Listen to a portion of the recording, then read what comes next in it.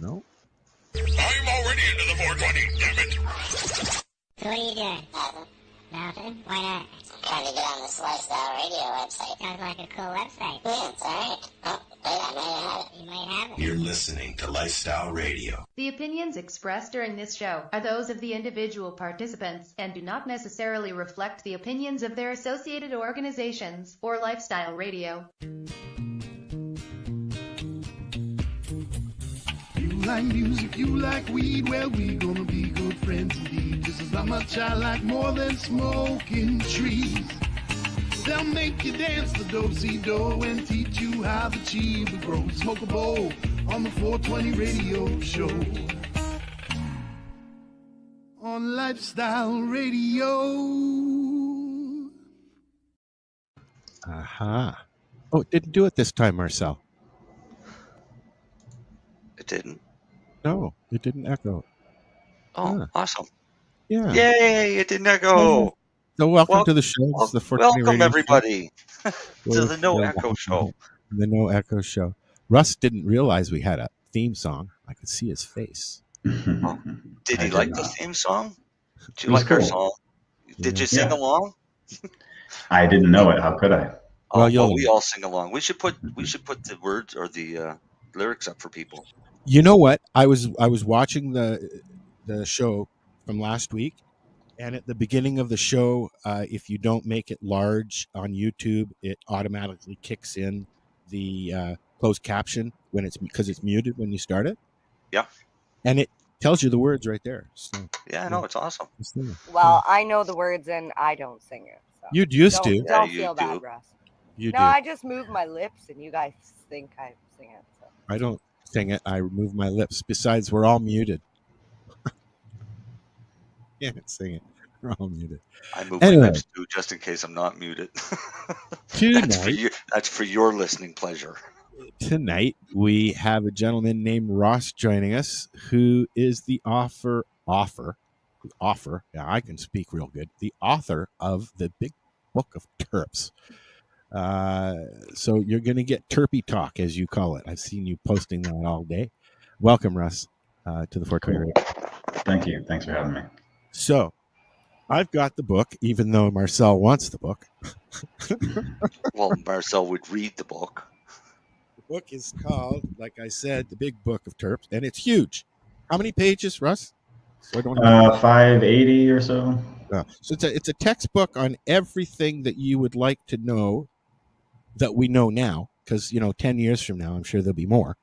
There'll be a part 2 about terpenes and is it flavonoids or flavonoids? You called it flavonoids earlier. I call it flavonoids, tomato, I suppose. Okay. Yeah, I think it just depends on. It's like cannabinoids and cannabinoids. Oh, I love Chris doing that. Cannabinoids. Cannabinoids. So, we're also looking at the Big Book of Terps blog, which I'm going to copy and paste into our chat here for everybody who's listening on Facebook. Where are we? Facebook, LinkedIn, and YouTube tonight. We're trying different things. So there's the Big Book of Terps that we're going to be chatting about. And Darcy won't be joining us because he's got stones. He got stoned again. Okay. So I guess the best way to start this is to ask that question. What's a terpene? Actually, I'm going to ask it a different way, if you don't mind. All right. I know what a cannabinoid is. That we talk about it all the time. Mm-hmm. But what's so special about terpenes and flavonoids? I mean, I guess that's the best place to start. Well, I mean, terpenes and flavonoids are pretty different. Terpenes and cannabinoids are much more comparable. That's because most cannabinoids are actually terpenes. So we're really talking about the same thing. I wish this was a bit more known in the cannabis industry, that most cannabinoids are terpenophenolic compounds, which means that they're based on terpene molecular skeletons. Okay. And if you had the book, you'd be able to read more into that, obviously. they are key components in cannabis and other things as well, correct? Right. I mean, terpenes, it's interesting that we're having this discussion in such a sort of novel way, because terpenes have been well studied for a long time. They're in the air that we breathe, the foods that we eat, the medicines that we take, our shampoos and cleaning products, paints, solvents, and just, you know, they really sort of invade about every aspect of human society. Yet here we are having a conversation like they're novel. They're really only novel to the cannabis industry and how they relate to cannabis. And the problem in the general public with this knowledge is that they're so common that it's kind of been knowledge that isn't necessary to know when you're, for instance, you know, using a deodorant that has something like limonene in it. But these compounds are fairly different. Cannabinoids are more complex. They're heavier molecules, so they're not as volatile as the terpenes like monoterpenes and sesquiterpenes that aren't as heavy, and they seem to be meant to volatilize and be perceived through scent receptors. So it's about taste and smell, basically. Taste and smell, of course, yeah. And with the flavonoids, you're talking a lot about color. Of course, there's many other compounds at work. There's your sulfurs and your esters, ketones, and alcohols. How they all play together, we don't really know, because we've been barred from studying cannabis specifically for so long now. This will definitely be emerging science for, you know, as you were saying earlier, Al, quite some time. Yeah. As we were talking just before we came to air, I think Marcel and I were I don't remember now. I've lost what I was going to say. What were you yammering about? What? What were you guys yammering about? I don't know. We were yammering Marcel? about a lot of things. We were talking about how, you know, the science is sort of advancing. We're going to be discovering things for some time to come. We were talking about the discovery of hashishene in particular. That's what it was. It was hashishene. Yes. Right. Thank you. Yeah. The technology is advancing so fast that it's getting hard to keep up. Yeah. So you just keep plugging on. So you took the route of the terpenes, and you found all kinds of cool stuff. Well, what I find interesting is, Russ, you said that terpenes have been around, you know, they're commonly used, and that people should be aware, and we kind of like know these things, but unless you've actually done any sort of studying on essential oils or, you know, naturopathic medicine or stuff like that, I love the smell of lavender. I know lavender makes people sleepy, but I never found out about linalool until I started using cannabis. Right. So I love that you have not a small book of terpenes, because that wouldn't do it justice, but a big book of terpenes to actually just touch a little bit on, you know, what terpenes are and how many different terpenes there actually are as well. Right. Yeah. No, I think that's an important point, is that even in the essential oils industry, we're often talking in sometimes hyperbolistic kind of language. We're talking about the oil of lavender or the oil of neroli or something similar. And even in that industry, we're often not talking about what those constituents are that actually cause those scents, that are responsible for those fragrances and those tastes. And I see this a lot in particular with terpene companies that actually sell terpenes. But really what they sell are blends, and they don't even really talk to you about terpenes, not in their literature or in their sales materials.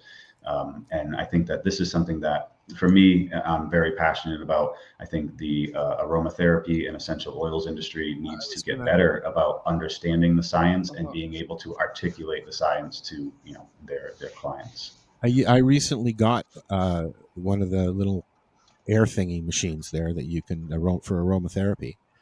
And I find it astonishing, actually, how quickly those scents fill the room with. You got an diffuser? Yeah. It's just a little one. It bubbles up. It's actually kind of cool. I like it. It's got lights, trippy lights on it and stuff. Yeah. Nice. My house smells like terpenes too.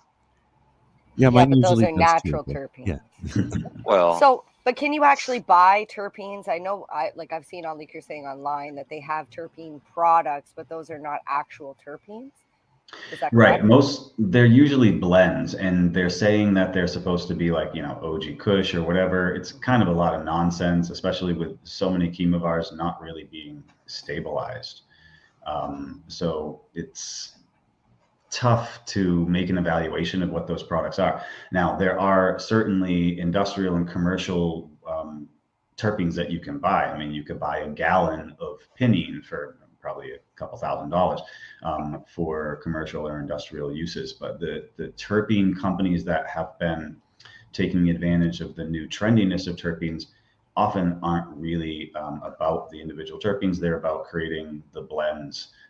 And certainly there's a marketplace for that. But it's not particularly what I'm usually talking about or what I like to dork out on. Yeah. Dork out on. So what do you like to dork out on? I'm like, I mean, I spent almost 4 years reviewing every study I could find and every book I could find about terpenes. That's what I have been dorking out on, and started down this path because I just kept finding so many fascinating and just deeply interesting and sometimes troubling things about terpenes and how they're used by plants and mushrooms and animals and bacteria and viruses. And, there's a whole world of communication happening out there that we're not privy to. And it's actually the biggest form of communication in the world. I mean, this is just the very tip of the iceberg about what I can dork out on terpenes about, and everything related to it, from how bees use geraniol to how aphids use farnesene. There's just, it's nuts. It's like, it's a crazy world out there, deep, at the macro level, or the micro level. Yeah. I like that. I'm excited about terpenes. I'm always interested in to find out what they can do and how they can benefit us. Right. Yeah.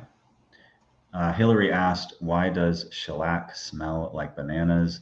That's probably due to an ester, which will be covered in my next book, which is the Big Book of Keys, Ketones, Esters, and Alcohols in Cannabis. Is this the first book that's been done like this with this much detail? Like, I mean, this is a textbook that's something that's going to end up in a university classroom, I'm sure, at some point. Right. It hasn't. There is nothing else like this in the world.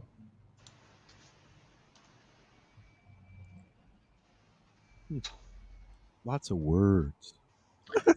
You sound confident because it sounds like you did many years of studying everything you could on terpenes, that there is nothing else like this. Right. You had to build I've seen it. I read the books. I bought the books. I know who the researchers are. I collaborated with some of the top researchers. I know what's out there. And I created this book with that knowledge and with the knowledge of what needed to be supplemented and what needed to be disseminated to the public, and how, really focusing on making it just a readable book. Like, yeah, it's a textbook, but if you want to, you can just open it up and start reading it and absolutely find it fascinating and want to continue reading it. If you want to know stuff about linalool, two O's, linalool.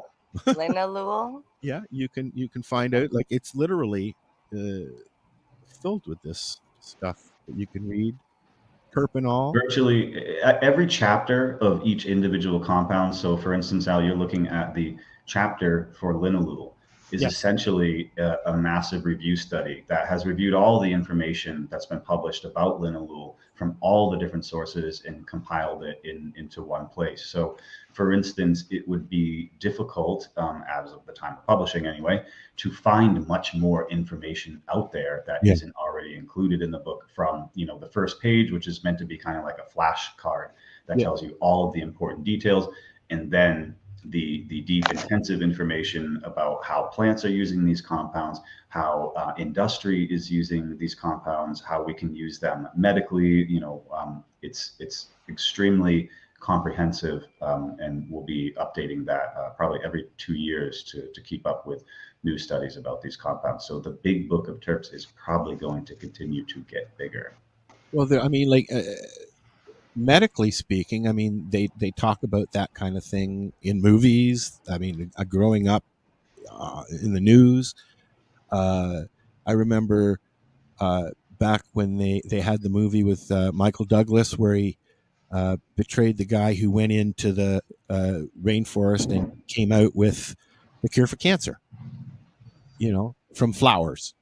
No, it was from the ants. Oh, was it the ants? It was the ants going into the sugar bowl. Oh. It was an awesome movie. It was an awesome movie, but it's been a long time since I've seen it. Yeah, but he thought it was the plants, but then when he started testing the actual plants, he found it wasn't. Then he got cancer himself and cured it from using the sugar in the sugar bowl that the ants were using. But that's all stuff that we're talking about. They made a movie about sugar curing cancer. That sounds like somebody was trying to they made a narrative there. They made a movie about ants curing cancer. But Dale has a question for you. What's the movie called? Now I'm gonna have to watch this. Who was the actor? You guys, I'll look for that, and you guys ask. You look for that. I'll ask Dale's question because Dale wants to know what the aphids use terpenes for. But I have a follow-up question to that. So you go ahead and answer that one, then I'll ask mine. Okay, cool. Dale's question is one of my favorite questions about aphids, particularly because they really fuck up our cannabis crops a lot. It's a big problem. So this is super fascinating. Aphids use farnesene, which is a terpene found in cannabis, sort of a minor or secondary compound, but it's still there, as an alarm pheromone. So when one or more aphids start emitting farnesene, it's perceived as an alarm pheromone, and the aphids in the surrounding vicinity, particularly on the same plant, will then flee. So some plants have learned this over thousands of years, and when they are infested with aphids, they will change their phytochemical mixture to feature farnesene prominently, thereby mimicking that alarm pheromone and scaring off the aphids. It's something that I hope we could take advantage of as a pesticide.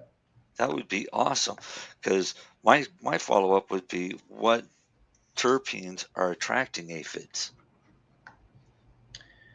I don't know that off the top of my head. I did read a lot about aphids. There's certainly blends, and this is happening a lot in the insect and plant world, where often insects are using the emissions, of volatile emissions, especially of monoterpenes, and particular blends from plants in order to locate their host. So with some insects and hosts, we do know that. With others, it hasn't really been studied. Certainly a world of opportunity for study out there. But again, this type of interaction where trees are talking to insects in terpenes and vice versa is just rich for study and certainly something to really dork out on. And for me to find absolutely fascinating that all this is going on. And, for me, it makes me rethink how I feel about plants, knowing that when they're under attack, they protect themselves. They take steps to stay alive. They engage in chemical warfare. This is a world that we don't know much about, stomping around up here in our shoes. I'll tell you what, I'll tell you a way that you could make a fortune is you come up with a terpene that repels spider mites. There are plenty of terpenes that repel spider mites. There have been some products that have been patented, but for some reason I wasn't able to figure out why, probably just company failures. The patent expired and the product didn't remain in the market. So there's more opportunity there as well for spider mites and russet mites and a number of other mites that infect cannabis, where we could easily breed cannabis varieties that have phytochemical profiles that are naturally resistant to mites. And I think that this is a direction that we really need to start going in, where we need citizen scientists to start experimenting now and reporting this information so that we can get control over things like aphids and mites. Just don't blow anybody up. Yeah.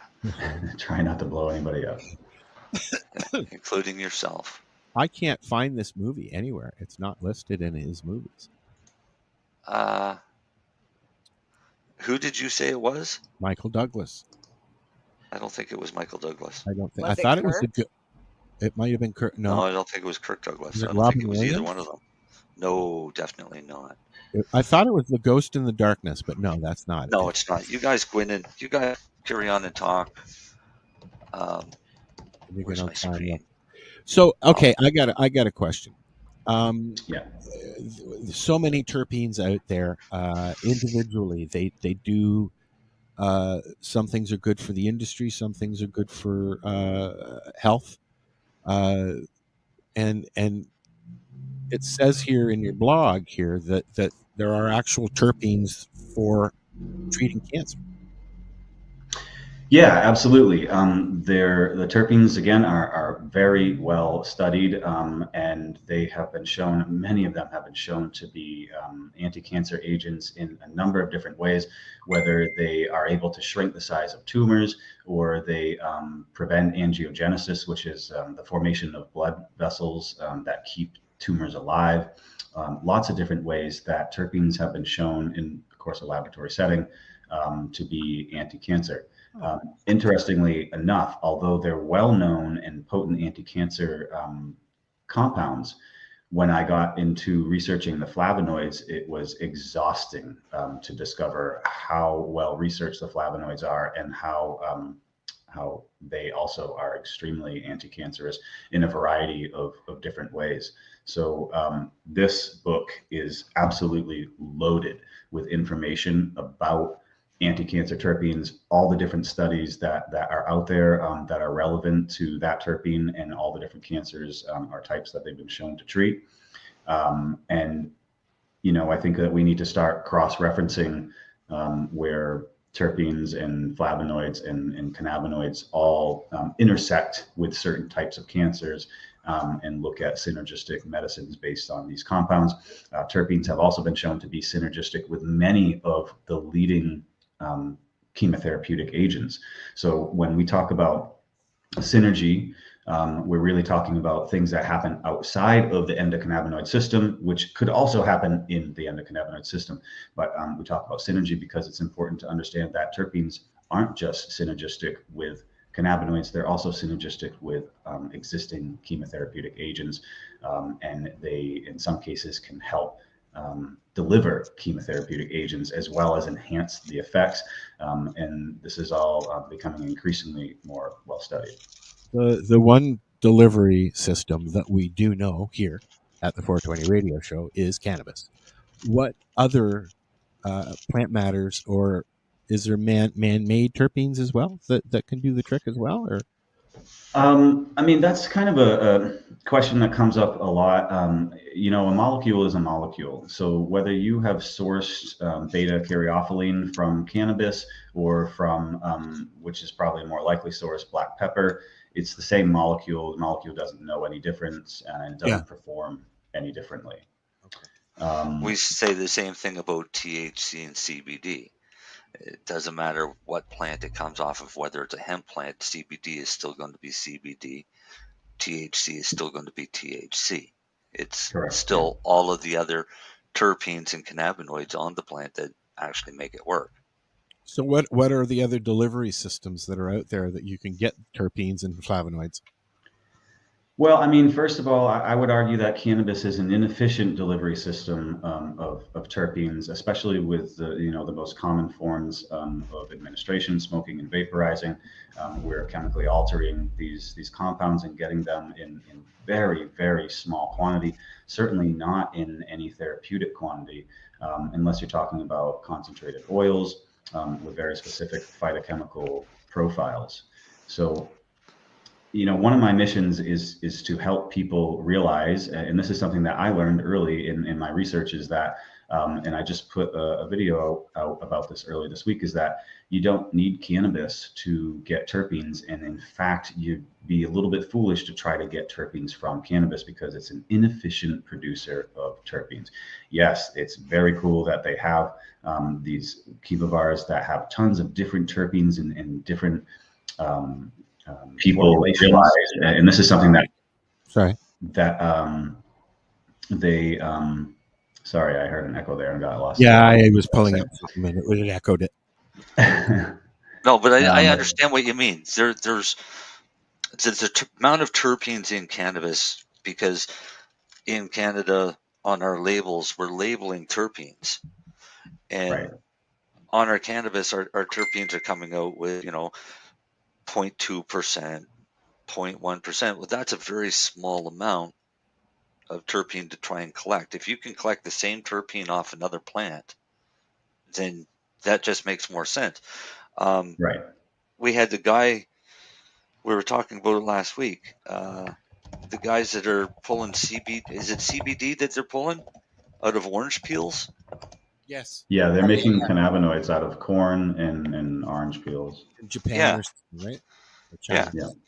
If they can pull more CBD out of an orange peel than you can pull off of say Addict or something like that, that's a high CBD plant, then all the power to you. Go for it. Right.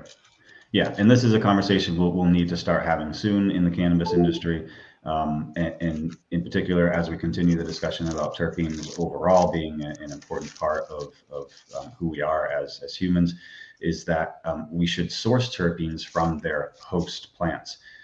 For instance, again, if you want beta caryophyllene, you would go to black pepper and maybe blueberries.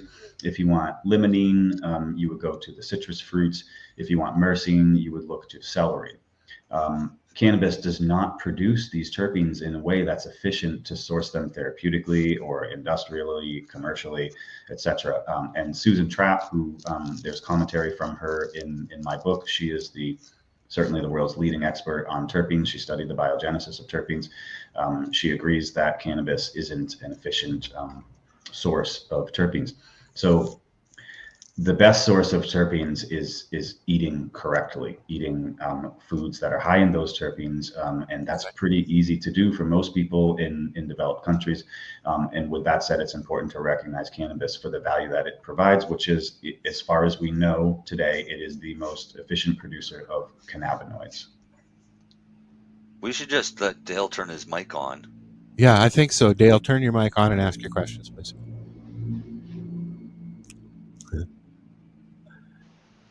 Wasn't Horatio extracting limonene from orange peels and then selling the isolate in Canada? You can absolutely do that. That's where it's usually industrially produced, is from orange peels or the waste products of the orange industry. I can't remember his last name offhand, but he was a Canadian fellow. He just passed away last year. His rig let go on him and got him right in the head. Oh.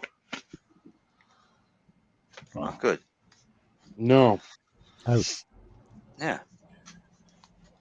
If anybody has any questions that's listening, please feel free to ask. Yeah.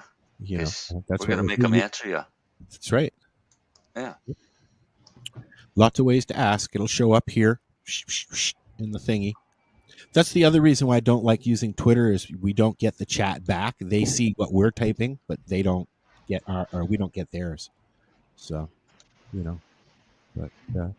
so we're chatting with Russ Hudson, the author of the big book of Terps. We got lots of stuff to talk about, that's for sure. What time is it? It's only 7:30. Yeah. Normally you would play a song, but I've got some funny stuff loaded here that we're going to watch. It's only 2 minutes long. It's enough for a pee. I have 2 joints rolled here, and I don't know why, so I'm going to smoke one. This is the 420 radio show. I'm going to load this thing up, and we're going to watch some. This hour is 22 minutes. We'll be back after this is done. Oh, where's the button? There's the button. It's a residential neighborhood. We need to keep the peace while preserving the right to protest. It's a thin line. A blue one.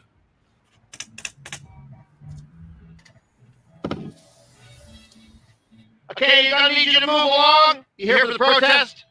No, we're for the bands and the hot tubs and bouncy castles. That's the protest. Oh, dude. It's almost Canada Day. We're protesters? Rad. What are we protesting? It's a trucker protest. Oh, no. I like trucks. Food trucks. Ice cream trucks. Ice cream truck is a food truck. Whoa. It's not anti-truck.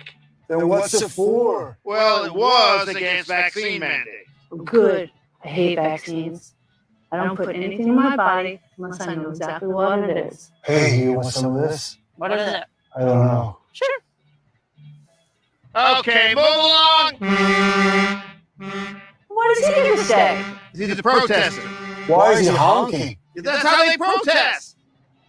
So if I hunk, we could stay? No. Okay, look at. Please don't. You can't just honk and get your way. But they can. No, well, yes, but okay, well that's different because they.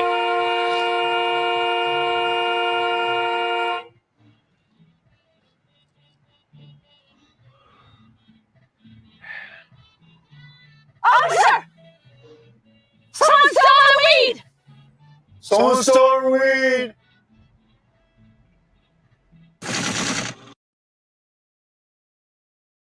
Go. Hey, Mary Jane Baker. No, I'm Mary Jane Baker. Wait, can we do that again? Mary Jane Baker, take 27. Hey, I'm Mary Jane Baker, and you're listening to 420radio.ca.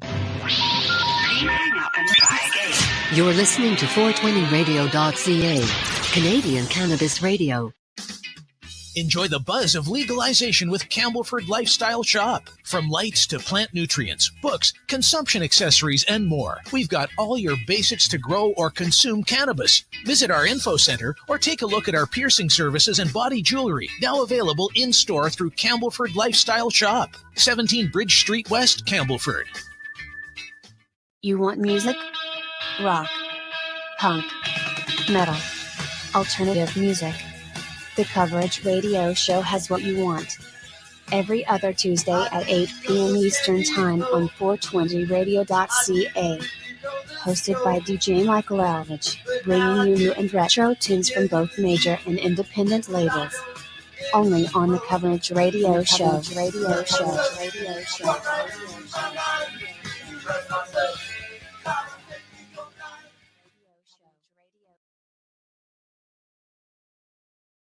And we're back, but I forgot to shut the video off. And now we're back. And there was an echo. There was an echo. There was an echo through the 22 minutes. But it's funny as hell, 22 minutes. Yeah, it's funny as hell. Well, I'll try and see what happens with the other one. I think I know what's up. Cool. Don't let it happen again, Al. It wasn't that bad. Hillary says it wasn't that bad, but it was enough that it's because I shared the tab audio as well. And it played twice through it. Okay, doesn't matter. Anyways, we're back. It's the 420 Radio Show. We're chatting with Russ Hudson about terpenes and stuffs like that. Why don't we while we're thinking about things to talk about, why don't you tell me what you find interesting about terpenes that a layman like myself might go, oh. Put the guy in a spot. No, I mean, there's really so many different things that you could say. I think the most interesting thing for the layman is to learn how prolific terpenes are in virtually everything that we do, especially Canadians and Americans who have access to rich supermarkets and parks. So to know that you can get therapeutic compounds by, for instance, going for a walk in a pine forest or any coniferous forest. That's what Japanese forest bathing is based on. The inhalation of monoterpenes, mostly pinene and myrcene, two of the three most common terpenes in cannabis. The layperson who uses paints and paint thinners might be interested to know that most of those products are based on terpenes and are dependent actually on terpenes in order to function correctly. Yeah. For the average person to know that every time they're eating a piece of fruit or some kind of vegetable, they're taking terpenes into their body. And when you are using any kind of general household products, from detergents to deodorants, hair gels, lotions, it's just absolutely ridiculous. If you go, for instance, into your medicine cabinet right now or your bathroom and look through these products, you will assuredly find terpenes in them. And I think that is pretty fascinating as a starting point for the layperson to understand, like, the prolific nature of terpenes and how they're so prolific in nature and in commerce and industry and medicine. It's a little bit difficult to even grasp how terpenes are so common in our lives already, and when most people know nothing about them. I think that's a pretty fascinating feature right there. There's a reason why people from centuries ago that now they call monks and that they used aroma in their therapies and in their preaching. And I mean, one of the aromas that I love, probably one of the biggest aromas I love, is Neg Champa. Very old, perfumey. It covers up every smell. I've been using it to cover up my weed smell all my life, pretty much, all my adult life. But I noticed Neg Champa is the smell of every bong store and head shop in Toronto and everywhere. Exactly. What's that? Yeah. Neg Champa. It's an Indian incense on a stick. Oh yeah, I see. If I owned a cannabis store, I'd be burning patchouli. Yeah, because it smells more like hash. One smell that really gets to me, which Paula used to use in the lounge all the time, is sandalwood. Burning sandalwood, doing her prayers.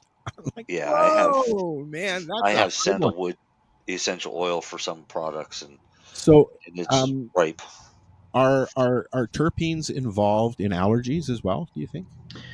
Yeah, it's fairly well known in sort of dermatology, in certain circles, skincare circles, dermatologists, that terpenes, when they oxidize, can be irritants for some people. In particular, linalool, which is added to astonishing amount of products. When this is oxidized, it can be an allergen for a lot of people. In fact, in Europe, they're trying to get it added to patch tests, and may have succeeded within the last couple of years. So there are some concerns there, but of course, it's from the oxidation products of terpenes, and what I've looked at, rarely with the actual compound itself. So are there smells that don't have terpenes? Or if it's a smell, there's a terpene involved? No, certainly there are other chemical constituents that smell. There are also terpenes that don't smell. Okay. So you have both of those things going on. In cannabis, for instance, it's likely that the strawberry and banana smells of certain chemovar's are due to esters. And because of recent work that was published by Abstracts in collaboration with Max Montrose from the Trichome Institute, we now know that the skunky smell of at least certain chemovar's comes from sulfurs. So we have a lot going on in cannabis in addition to the terpenes. But in general, the monoterpenes are the most potent smell and sort of aroma. Of course, that's the pinene, myrcene, limonene. Those are the three, top ones. So when you go to the limonene, explain to me how limonene can have two different smells. So there are two different isomers of limonene. There's also two different isomers of linalool. I was just going to ask you if it was like that with the cannabinoids, because you've got the THCA, blah, blah, blah, blah, blah. You have the same thing in the terpenes? No, that's a bit different, because THCA is the acidic version of the molecule. Okay. So you're actually chemically changing it to then make it into THC. I meant the subcategories. You mean like alpha and beta? But with limonene, it's not a subcategory. Some will smell like lemons and oranges, and some will smell like pine. Correct. And that's okay. Those are the two different isomers. So basically those molecules are the same molecules, but they're mirror versions of each other. And even though they're so very close, they still produce extremely different properties.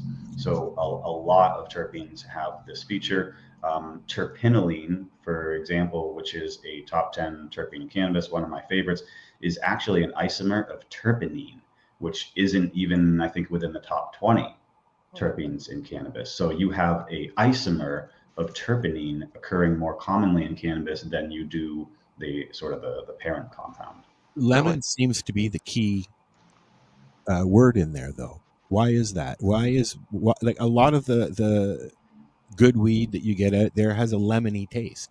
I don't know. I kind of like the stuff that has the piney taste too. Well, I was just going to say, there's piney taste, there's different tastes, but right. A lot of the ones that you see have a lemony taste. A lot of seed. Yes, taste. and that doesn't mean that it's limonene. It could absolutely not be limonene. It could be terpinolene. It could be a blend of terpenes that are creating that smell. And this is one of the best examples that we have of synergy. Is the aroma of a certain strain is not due to one single constituent. It's the combination. And I think that's important to keep in mind as you talk about the different smells and flavors, that it's really hard to pin it down to one. And in all honesty, if you have a jar of limonene, pure limonene, and you smell it, it's not going to smell pleasant, and it certainly doesn't smell like citrus fruit. Really? No. No, it smells more solventy. It needs to be diffused in order to create that sort of effect. It's a big time concentrate, basically. Right. Yeah. So, and actually, Dale shared a link with us with Horatio stuff. Yeah, hash oil stuff. And I was just looking at it. Castorium, Dale, and it's called limonene hash oil, is what Horatio Delbert was making. And I would say he's got, it's made by its limonene hash oil or limonene hash oil, extracted with limonene and THC concentrate. So it's very likely it's a distillate that he's added terpenes to. It's not a hash oil. No, because it's clear. You see it, it's clear. It's distillate. Yeah, and he's added the limonene back in, which is fine. You can mad scientist all kinds of combinations, and the industry's definitely going to get into that, but it's not a hash oil. Why'd Marijane write that when she could have just asked? She didn't want to interrupt us. Oh, interrupt us. You guys were chatting. I was just listening because you guys were saying basically it could smell like limonene, but not be limonene. And I've been trusting my nose the entire time. So now I'm like, well, now I can't really trust my nose. You still need to trust your nose. What you need to do is we need better science so that when you smell a strain or a chemovar in a bag and your eyes light up and you're like, fuck yeah, that's the strain that I want.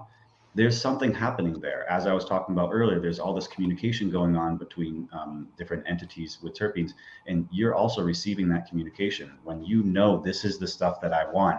And for instance, for me, it might be like super silver haze. When I smell that, I know that I want that. It talks to me in some way, but you might not like that. So I think that you still need to trust your nose. And when your nose tells you this is the good shit, get it. Even if the expectation of what you've been told at the dispensary doesn't match that sort of result that your nose shows. We need more testing so that when your eyes light up and you find a strain that just makes you go, wow, then you need to know, what is that strain? I need to know the top 3 constituents, at least as far as the terpenes, to understand this is what I need in a strain and this is what I like. And then you could sort of get into why. But first, trying to get that consistency is very difficult. And until then, you do need to trust your nose. Well, I think the point that I was trying to make is when you said that it could be, what was that other thing that could influence the smell? So was it a gas? No. Well, it could be an ester, could be sulfur. That's it, the sulfur. Right. If one of those aspects are manipulating what I believe is the smell that I like. I'm just like, I don't know. Because don't get me wrong, I'll try anything once. And I generally, I Give keep it to it Mary up Jane. here. I keep it up here of like what type of cannabis I do like and what I don't. But I guess I really shouldn't do that, because depending on cultivar, lemon sour diesel from one producer is going to be different terpene profile than another producer. Absolutely. And this is something we really need to get an understanding of in the cannabis industry. I've been talking to a lot of hemp farmers recently who do have a pretty good understanding of it. And not only is that true, but it goes far beyond that. For instance, the terpene profile of the back corner of your field could be completely different than the terpene profile of the front corner. For instance, let's say the back corner was exposed to aphids, and it increased its phytochemical content so that farnesene was the primary terpene, and you harvested during that stage, you could have totally different phytochemical content in the same exact field. Yep. So this is why I say you have to trust your nose, because the chances that any dispensary anywhere in the world is delivering consistent phytochemical content is almost zero.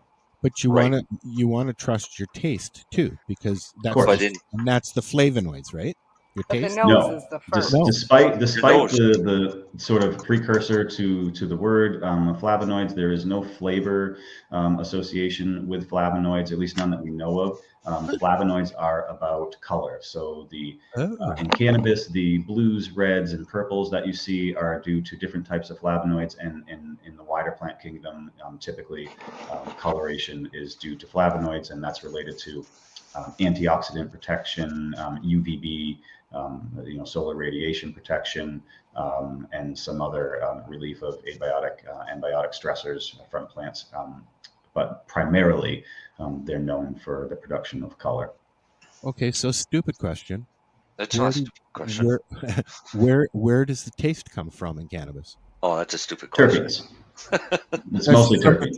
So terpenes are both smell and taste.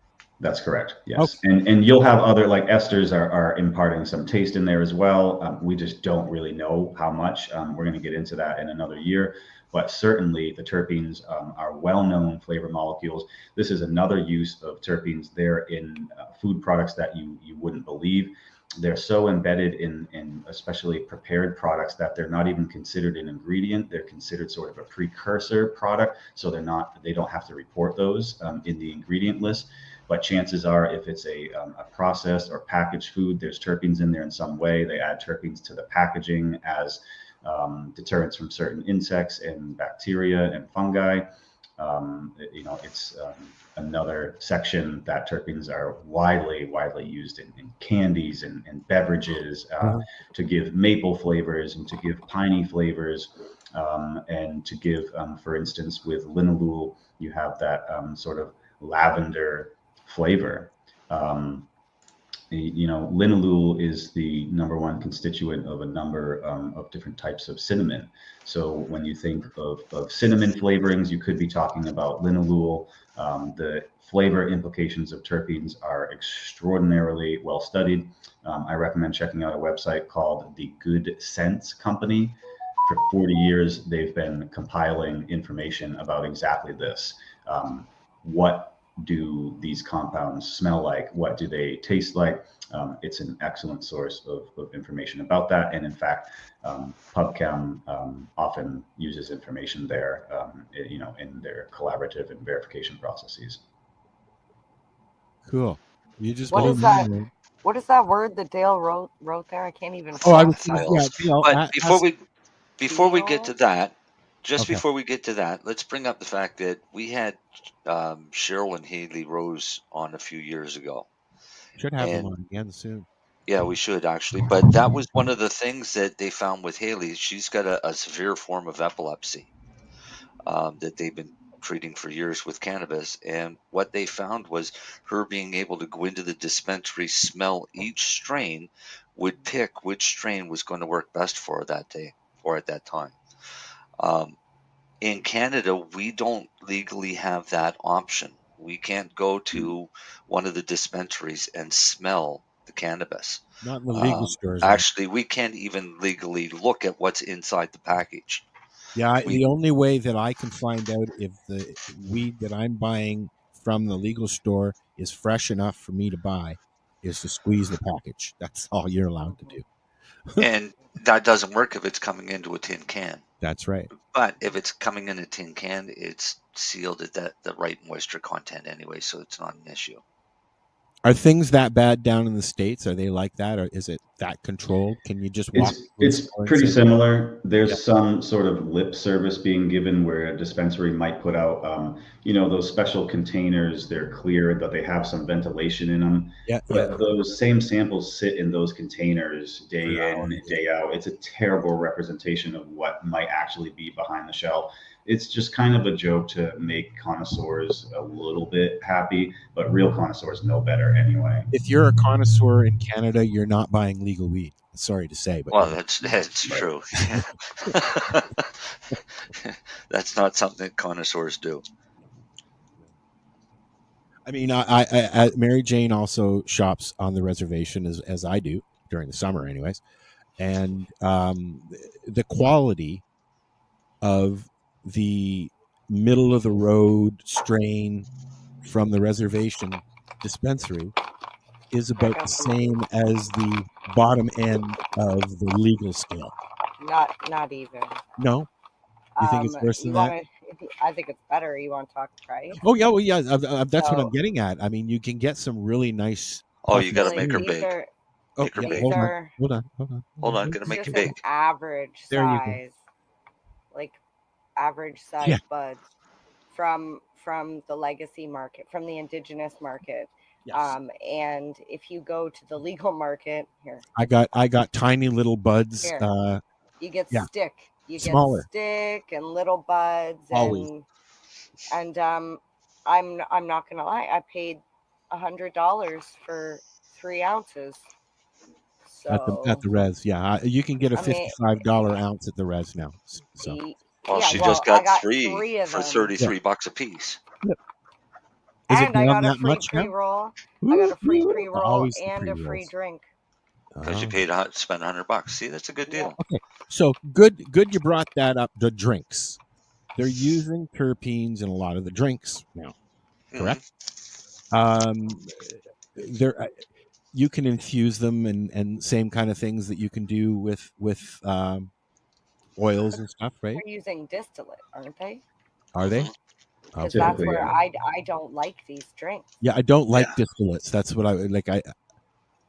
I don't like distillates, but there's other ways to make them. Marcel knows this. There was a company. I don't give out secrets though. I can't sell remember secrets. who it was. They made like a Kool-Aid powder, a THC infused Kool-Aid powder. Do you remember, Al? It was at Karma Cup. Yeah, they infused the sugar is what they did. Was it Thompson Caribou? I can't remember. It was Thompson Caribou had a syrup. They had a syrup. They had like a cough syrup, and they just. But it was also. It was not a distillate. I don't think. No. From what I heard, it wasn't oily like that. I'll ask Dave if he wants to come on. We can talk about stuff like that.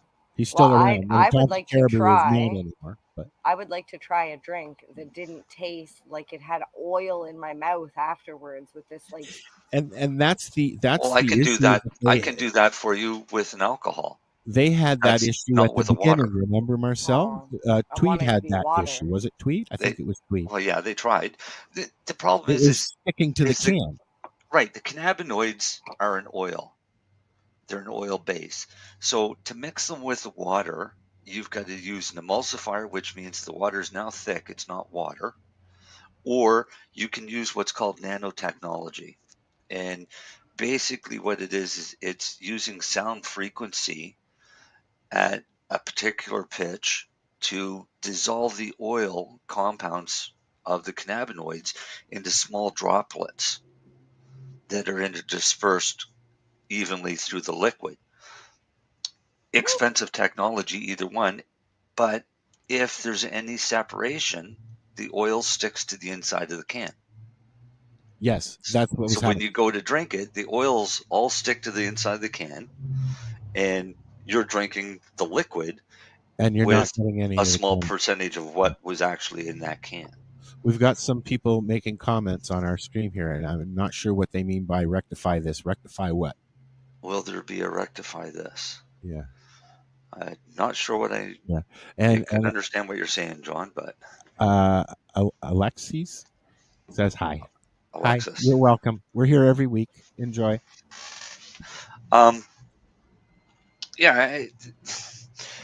the terpenes in drinks would fall. You have water soluble terpenes, or? Yeah, there are a few. Yeah, but most are not. No, most are still that non-polar type oil base. You can't get it to dissolve in a water. Right. Not easily, no. No. So they would have the same issue with terpenes to incorporate it into a beverage. So a beverage that would incorporate it easily is an alcohol, because the alcohol will dissolve the cannabinoids as well as the terpenes, and it would mix very well. And you could come up with some half-decent drinks that way, but again, you're still back to that whole issue of that's an alcoholic beverage. Yeah, regulations won't allow that. Speaking of alcoholics, unless you want to make a drink with a natural fat, such as milk, that has a high fat content, you can do that. Or something.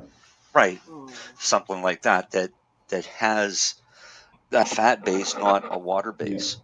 Hot cocoa would work. Like an ice cream. Hot cocoa works extremely well. That's why I make hot chocolate bombs. But they don't work in water. They work in hot milk. Right. Hot milk. Well, that's one of the things that I learned a long time ago. One of the first things I learned is that cannabis and milk love each other. Yeah, well, I don't know if they love each other. They attach to the fats. That's what I mean. They love each other. It sounds like you love cannabis and milk together. And yeah, it sounds like you can't love milk. drink milk anymore. Well, that's probably why you overdid it back in the day. Do you know the only animal that should drink milk? Cow's milk or cows? The only milk humans should drink is from their mothers.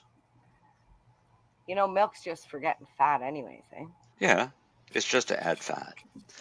I hope John will come back and explain the rest of his question there. Yeah, kind of to rectify elaborate. this? Rectify what? Rectify what? The industry using distillates and rectify this, man. That won't be rectified when they can derive THC delta 8 from hemp and CBD. Well, it was what we were talking about THC. just before he posted that. But anyways, while we're waiting to see if John will reply. Is it break time? I got to go heat up my tea. You can go. I got to heat up I got to make a new tea. You want to do another? Actually, it's 9 o'clock. You got something you wanted to, it's 8 share. Easterner. Sorry. Marcel? Well, I look at my clock. It says 9. Should we watch the emergency measures one? It's only a minute and a half, though. Well, she better be quick. She's got a minute and a half. I'm just heating up my tea. I was making a whole tea. Are I just do tap tea usually during the show, though. Let it run for a while. Hot water. Okay, I'm leaving now. Yeah, okay, bye-bye now. I only have 30 seconds during the show. Wow. Okay, so I've got this other this hour's 22 minutes video loaded up already, so we can watch that, and then we'll be back with more question and answer period about the big book of Terp with Russ. I've been calling you Ross, haven't I? Must miss Ross. That's what it is. With Russ Hudson, and he is sitting somewhere. Where are you? I forgot. In Southern Virginia. Southern Virginia. Well, welcome to Canada for the evening, anyways. Have you ever been to Canada? Have you been up here? Yeah. Last I heard, I've been barred from entering the country. Oh, because that cannabis thing? Because I advised a client, a good friend of mine from Spain, with concerning some business in Canada. He was detained at the airport. They went through his phone and found, my contacts and our conversation there, and threw him out of the country after taking 11,000 euro from him and his wife. Instructed him that he should never return and that I shouldn't come to the country either. Bastards. Fuckers. I'm going to test that though, so we'll see. Yeah, come and visit. Let us know when you're here. We'll be at the airport. I'll come pick you up. We'll videotape the whole thing. Just don't have anything with you, so you don't have a reason to be detained. Yeah, right. Obviously. Right. Yeah. Okay, so there's our smiley Trump wannabe. Trump. No. Got a nice smile. No. No, you can't call him a Trump wannabe. He's more of a Biden wannabe than a Trump wannabe. Oh, okay. They don't think the same. And now, okay, here we go. Things are out of control. Justin Trudeau has invoked the Emergency Act for the first time ever. Yeah. And now, you can too. Fixed. Hello, Mr. Jones? This is the CRA. It seems you haven't filed your taxes for the last 2 years. I invoke the Emergencies Act. What? I invoke the Emergencies Act. Sir, you can't do that. Just watch me. Thanks, Justin Trudeau. Overwhelmed, stressed, incapable of handling a situation? Invoke the Emergencies Act. I'm sorry, Gary. You just haven't landed any new accounts, so I'm going to have to let you go. I invoke the Emergencies Act. You can't fire me. Yes, I can. No, you can't. It's a thing. Look it up. Sorry. Gary? These special temporary measures help you cope with any urgent and critical situation long after you should have. Gary, I'm leaving you. I invoke the Emergencies Act. I've met somebody new. I invoke the Emergencies Act. Damn you, Gary. We have to face this. I invoke the Emergencies Act. The Emergencies Act. It's for emergencies. If you fail to act, Emergency Act. Not available in Alberta, Saskatchewan, and Manitoba.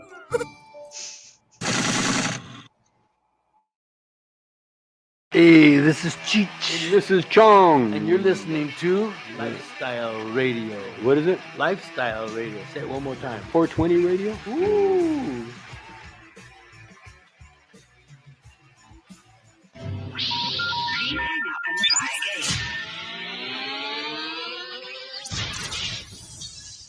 You're listening to Lifestyle Radio. Are you an independent musician? How would you like to have your songs played on hundreds of radio stations just like the one you're listening to right now? Join MusicSubmit.com and we'll promote your music to radio stations and blogs in your genre. It's free to set up your account, and we guarantee your music will be considered for airplay by radio stations worldwide. Why not sign up today? It's free. MusicSubmit.com. Radio promotion for indie musicians. This is how we grow the weed.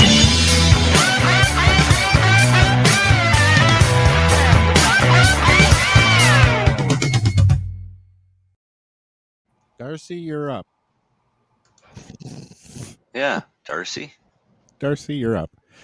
We're back. It's the 420 Radio. So, what's that look for, Marijane? What are you eating? Come on, what are you eating? Did you bring something for the whole class? What is it? Is it sauerkraut because you started to love it?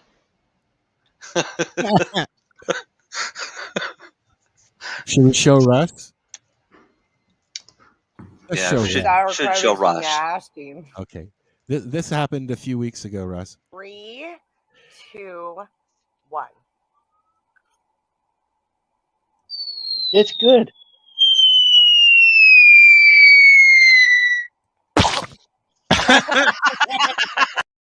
Makes me smile. Marijane has a thing where she's trying something new every day or so.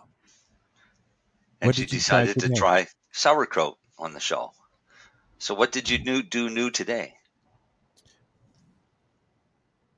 She muted her mic. Maybe unmute your mic first. No, Okay. unmute. Okay. So today, normally when I have something I need to do and it's like really bad weather like this, because I do not like driving in nasty weather, I would just cancel it. I would just call the person and be like, I'm so sorry. I can't make it today. I can't drive in this. However, I had to go pick up my boyfriend's son and take him to work. And there's no way that he can get to work if it wasn't for me. So my new thing for the day was to just suck it up and go do it.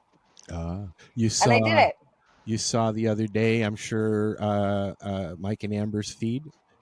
They went off the highway on the 401 there with their camper. Who's Mike and Amber?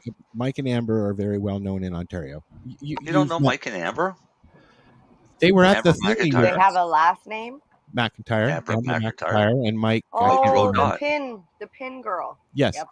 yes. They had an accident on the highway. They, but they're okay. They're okay. Yes, they're okay. They broke their truck and trailer. Yep. And that's exactly why I don't drive around with my trailer anywhere. It's this time of year, man. Yep. But those two are on the road all the time. Oh yeah, they go back and forth and up and down and everywhere. All of them. Well, they're out. That's probably their house. Are you talking about they rolled their house then too? Well, I don't think so. I mean by trailer because they're always on the road. They rolled. Yeah, but it was a camper trailer that it just jackknifed basically. Oh shit. Yeah. Yep. On the highway during one of the last storms. Oh, I'm sure it did. Anyways. Yeah, it's been nasty this winter. We are chatting with Russ some more. Hi, Russ. How are you? Are you enjoying yourself? Yeah, absolutely. Good. Probably wishes he could go out and smoke a joint. You don't smoke? I can just do that. He's got his bong already loaded. Perfect. He's surrounded by cannabis. Look, he's got it. That leads to a question right there. How do you prefer to intake your cannabis? I'm going to assume because of the terpenes and all the other stuff that you get. Correct? Yes, but also there has been some pretty convincing evidence showing that filtering smoke through water activates THC. So people who feel that they get higher from smoking a bong are 100% correct. You do get higher from smoking a proper water pipe. I don't do bongs, but I have a squisher next to me that I enjoy daily. Cool. So do you use vaporizers? No, they don't really work for me. You don't use vaporizers? You realize the difference between smoking a bong and vaporizing. What about dabs? Do you do dabs or? I have, but it just doesn't work for me. Yeah. So you get your best results from a bong. But what do you mean it doesn't work? Like, do you not feel the same relief? Like the same? Right. Yeah. When vaporizing or doing dabs, I mean, I can get high, but it only goes to a certain point and it's not satisfying. You know, I feel like I could vape all day long and never get to that satisfied level.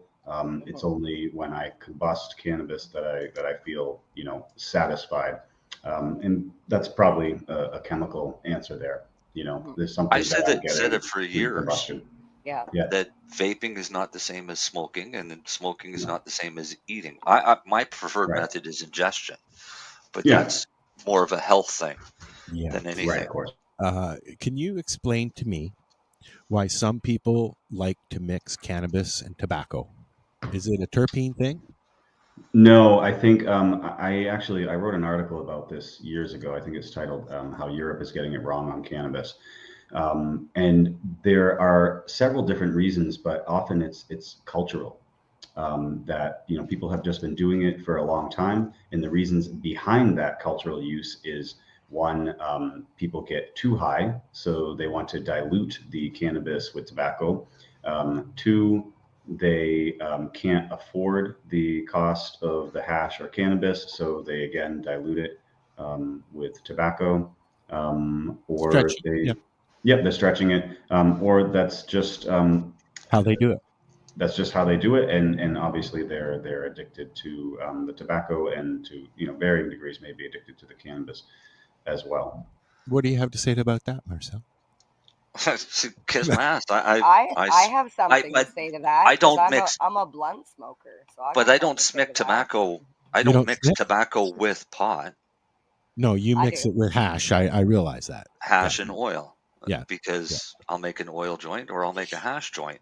But I'll use tobacco. We also did you know that we have nicotine receptors in our body? Mm-hmm. Makes We sense. have opioid receptors in our body. So one could say in plant form, not in like actual like opioid, but we would be able to, or possibly require this in small amounts to stimulate our receptors. Right. Yeah, just like the cannabinoid receptors. So I'm going to go and start licking poppies. Make sure you take a razor blade and slice them open first, buddy. You slice them and bleed them a bit, and then chew on that. Whoops, we shouldn't be telling people that. Do not slice poppies. When I smoked, I used to mix all the time. But it's also known that tobacco opens your air passage more, and you actually get a deeper toke when you've mixed it. That's what I've been told. Yeah, but there was another. I heard it's actually the opposite. I heard cannabis opens. Yes, that's Marijane is correct. That which is bad tobacco when you mix restricts capillaries. Yeah, as soon as you mix the tobacco in, what happens is the cannabis opens it up and allowing the tobacco to get even further to do damage. That's what I was understood. Yeah, but that makes sense as well. Yeah. Alexis just made a good point, so I put it up. Oh, okay. Well, that's why we've been here for 15 years doing this, Alexis. Yeah, she's joining us from Iowa. Well, you join us every Friday. We're here. Nice. I'm curious where Russ is. You're in the States? Yeah, I'm in Southern Virginia. Right He's already said he's in Southern Virginia about 20 times tonight. Oh, I missed it. I'm sorry. She was sniffing on some terpenes. Can you get any benefit as far as a stone from sniffing terpenes? I mean, the evidence shows that myrcene, when volatilized, is a sedative. What do you mean volatilized? It's in the air. Okay. So it's been made into a vapor. We lost Marijane. Limonene has also been shown to have very specific therapeutic effects, including decreasing the heart rate and instilling a feeling of calm over study participants who unknowingly breathed limonene that was pumped through the vents. So there are several different terpenes that have effects that are actually normally attributed to cannabis. For instance, Ethan Russo, who is the leading researcher in the entourage effect, has said repeatedly that the calming effect attributed to CBD is 100% wrong. It's not attributed to CBD. It's attributed to myrcene, and the preponderance of evidence shows that he is almost certainly correct in that regard. Another reason why we need to start talking about terpenes and why we need to start making the separation that just because it's a cannabinoid doesn't necessarily mean that it's some kind of holy grail. And there are other compounds that could be doing that work. Myrcene is certainly one of them. We're just getting used to the whole cannabinoid thing and the THCA and Z and V and XYZ. And the new ones they keep isolating. Yeah. So I mean, like we were talking at the beginning of the show, I started doing this as an entertainment thing 15 years ago, and it's come into more of a medical thing because of Marcel and Lori before him and Jess and a whole bunch of people. And it's my classroom, and it's how I learn, right? That and YouTube, although I'm careful about YouTube. But he brought up the point earlier. It's because the plant has been so restricted to research that we've had to backyard scientist everything to get to where we are today. And things that they're coming out with scientific papers now, we figured out 5-10 years ago, right? So they're slowly catching up and proving that we were right all along.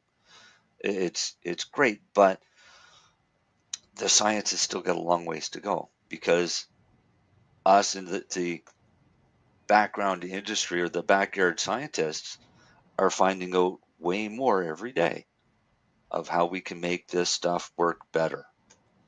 And a good example is enhancing with terpenes. Now, are terpenes on the restricted list like some cannabinoids are? Depend? No. Not in Canada. Okay. But they are in the States, Marcel? No. I don't know. I don't think so. No, absolutely not. All the terpenes are generally recognized as safe. Yeah. But do you remember years ago they used to... For now. Yeah. For now. The police raids, when they'd raid a guard, they would wear masks and everything so that their officers wouldn't get high. And I wish I had loaded that reporter thing by the fire. Yeah, but we used to laugh at them doing this because we knew that they weren't getting high. They were just getting that nice, relaxed, calming effect from the terpenes that we get subjected to whenever we're growing. That's why growing is so therapeutic for us. Well, I know that this year, Russ, was my first outdoor grow at my farm. And I chopped it all down and then put some strings up in my trailer and just sat there for 2 weeks doing my thing and just absorbing in my hands. And I've helped a lot of people trim before. And so I know, don't do the thing with your eyes and stuff like that. But you still do it. But the when you're surrounded by drying plants, there's a lot going on there. There's a lot of chemical reactions going on there, right? So there's a lot of terpenes in the air. There's a lot of air in the air, because they're still making air and they're making other things and they're dying basically. But it takes a while for them to die. When I guess what I'm trying to get to is with pot, when is your max time that your terpenes are like this is when your little things are perfect when they're drying and this looks like that and you look at your bud and is there a way to tell your bud is ready by the terpenes and the odors and the smells and I thought you were going to say how would you get your maximum terpenes? Yeah, that's what I'm getting at. Thank you, Marcel. Well, you can get your maximum terpenes, but as soon as you cut your plant, you start losing your terpenes. Now, I guess a two-part question is that when they stop being as potent, like they degrade quickly? Is that one of the things that degrades really quickly? Upon cutting, yeah. I mean, that's what we're really talking about when we're talking about the loss of terpenes from processing cannabis. So the harvest time, as far as the maturity of terpene content, is going to vary greatly from one chemovar to the other. But once you sort of figure that out, because you have to get to know that chemovar, you harvest at the correct time and you have one phytochemical profile at that time. The process of drying and curing is going to completely change that. Well, I think that we're in for some interesting things coming in the future on this front, because I'm finding that, you look at the gadgets that are out there now. You've got gadgets that if you want a toke, you get a fake joint. You want to use terpenes, you can use this. You want to use this, you can use that. Like there's something for everything. Are there delivery systems out there for things like terpenes? I guess there would be, because they just infuse them. Yeah. If you there's a good example in the foreword of my book that was written by Mitch Earlywine, who used to be the co-chair of NORML, National Organization for the Reform of Marijuana Laws, which is one of our most prominent marijuana advocacy groups here in the United States for going on 50 years now. And he talks about their experiment of going around with just terpenes in vape pens and allowing sort of random folks to puff on them and report their results. So you can get terpene delivery systems just from vape pens. That's certainly an efficient way of doing it. It's from a marketing and manufacturing. You're starting to see them on the market, actually. Yeah. Yeah. Right. But you can have gadgets and technology all day long. But going back to what we were talking about before with the harvesting is, even if you harvest at the ideal time and with all the ideal technology, you're going to lose monoterpenes. They're just very volatile. That's what they do. They were, not to say designed, but it would seem that they are designed specifically to volatilize into the air. And not a whole lot that you can do about that, considering that, just movement or heat or light and temperature can all affect those monoterpenes. So you can try to stave off some of those losses of monoterpenes by good drying and good curing techniques. But in the end, if you are looking to get a big dose of myrcene, you could just put myrcene in a vape pen.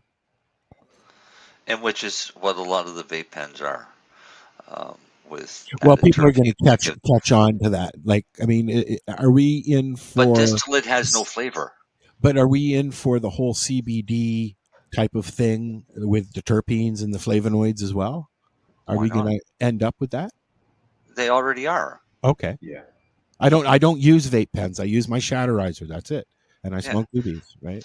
Yeah, they already add terpenes to many of the vape products that are on the market. Well, I know that they re-add terpenes into shatters and other oils and stuff like that, just so that they're there.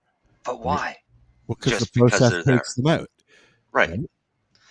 For the vape pens, because they use distillate, there's no taste or smell to distillate. So they have to add terpenes into it to be able to say that it was Kush or whatever. Yeah, otherwise it's just a pen full of something that gets you stoned. It's just full of something that's going to get you high for 20 minutes, and then you'll be wondering what happened. Yeah. Alexis, is it Alexis? Alexis. Yes, she has another thingy she put. I like this being able to chat with people who are listening. Yeah. It works better. I don't know where they're chatting from. Oh. In the comments. No. I'm trying to figure out what the... LinkedIn. LinkedIn. And John was on LinkedIn as well. And then Roland was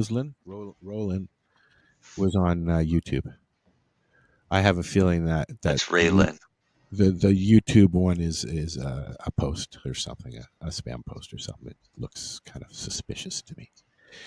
Just from NGO. Yeah. Okay. I don't know what it is. I don't know either. I don't care.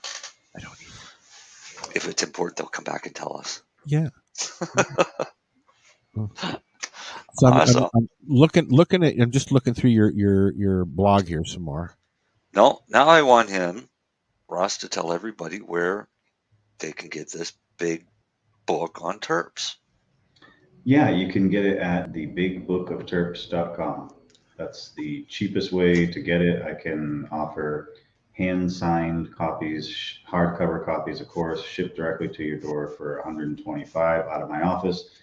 You can also get it for the retail at like Barnes & Noble or Amazon. Of course, those companies charge much, much higher. It's around $169. So best way to get it is directly through me, a nice signed hardcover at thebigbookofterps.com. See, that was simple. There you go. Easy peasy, terpene. Yeah. The Big Book of Terps. Terps. So what? I would love to read that book, Al. What is next?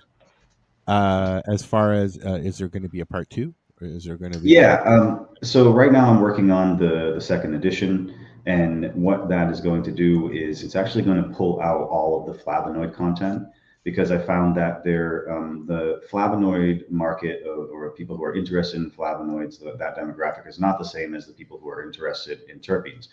So I'm pulling the flavonoid content from the book. I'm replacing it with 8 new terpenes that are not currently included in the book. Replacing also, I'm going to add a Chemistry 101 chapter. I think it's important for people to have a basic understanding of organic chemistry before they really tear into this. And then Susan Trapp, who is the world's leading sort of terpene expert, she's going to be writing a chapter on the most sort of cutting edge and leading recent work on the medical side of terpenes. So the Big Book of Terps is going to be devoid of flavonoids. We'll have much more content about terpenes, and at the same time I will produce what will be called the Formidable Book of Flavonoids.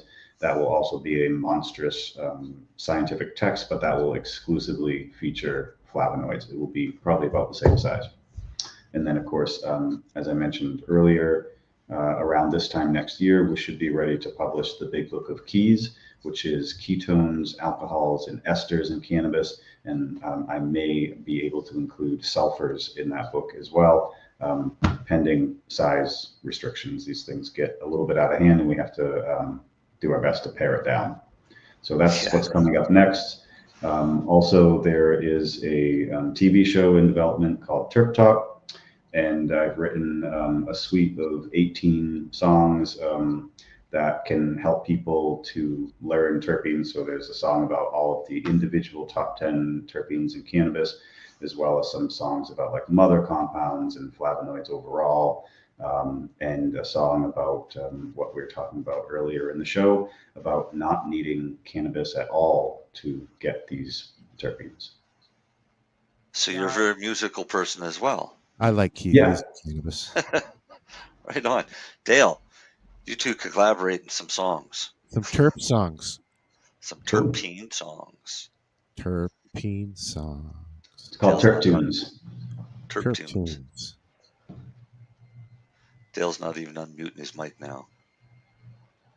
I guess he forgot he was supposed to be doing the grow segment tonight. Yeah, no grow segments tonight. No, Darcy had a stone. Darcy got stoned. That would be a better way to put it. Darcy got stoned and couldn't be here. He showed us pictures. Did you see the picture of that stone? I told him to get another one and make her a set of earrings. Oh, fuck. Polish it looks pretty painful, though. Yeah, I don't think I'd want to do that. No, it's pretty jagged. He's had so much practice with them, though. Oh, I know he's got bad luck with them. It's not bad luck.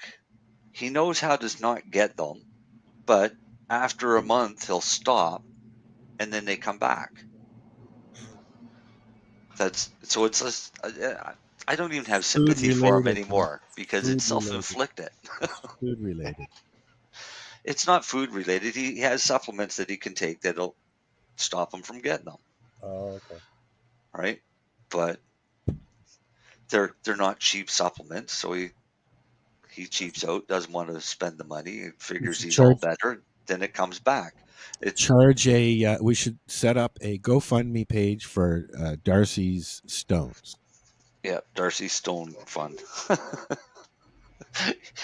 Then everybody thinks that he's just buying pot with it. So we're just wasting air now. Is there anything that you want to add specifically? No, because stop right now. Because before the show, you said you guys stop talking about that, save it for the show, and now you're not even going to let us talk about it. Of course I was. going to just ask him if there was anything specific that he wanted to bring up, like maybe he was doing a conference or going somewhere to speak, or He's speaking right now, but I still want the because I don't know. Does the book have anything on hashining or? I think it has a cursory mention here or there, but it was very new at the time. I mean, we're talking just within the last 2 years, yeah. Oh, right. No, that was for the sulfur with abstracts this fall. So there's a mention, but there's not a big focus because there isn't any research. So there isn't much that I could say about it that would be approaching it from factual place. Right. So just to catch people up that are listening now, we're talking about a new terpene that they've identified called hashinine, but it's only identified in hash that comes from Morocco and only processed in a certain way. And yeah, obviously there's not enough research on it, but it's a very unique smell. Even if it's a combination of the other terpenes with this, I don't know. They say that it's its own separate terpene. It's possible, right, but it's a unique smell. I love it. Interesting. It's one of my favorites. My mom always loved the smell of cannabis. She just, I think mostly the skunk smell. Why is it that most cannabis has a skunky smell to it? Is that a specific terpene or something that's involved there? It looks like that's a sulfur. That's the work that Abstracts has recently produced this fall and published. You know, whether all varieties that have that skunky smell are due to the sulfur, we don't know yet, but it's certainly possible. But we know for sure at this stage that at least some of that skunky scent of some varieties is due to sulfurs. Huh. Well, that's something that's new to learn, that's for sure. Right. Yeah. And sulfurs are very, very potent. Like when you light a sulfur match, it's like instant, right? True. Yeah. What were you going to say, Marcel? I was reading the comments there. I'll show you this comment from Alexis. Cool. So she wants to hook up with you, I think. Cool. There you go. Just for song. You can find them on LinkedIn, I'm sure. Yeah, and you can find them at the Big Book of Terps. Right, Russ at thebigbookofterps.com. That makes it easy. Yep. Oh, we got more comments here. Yeah, I know. We have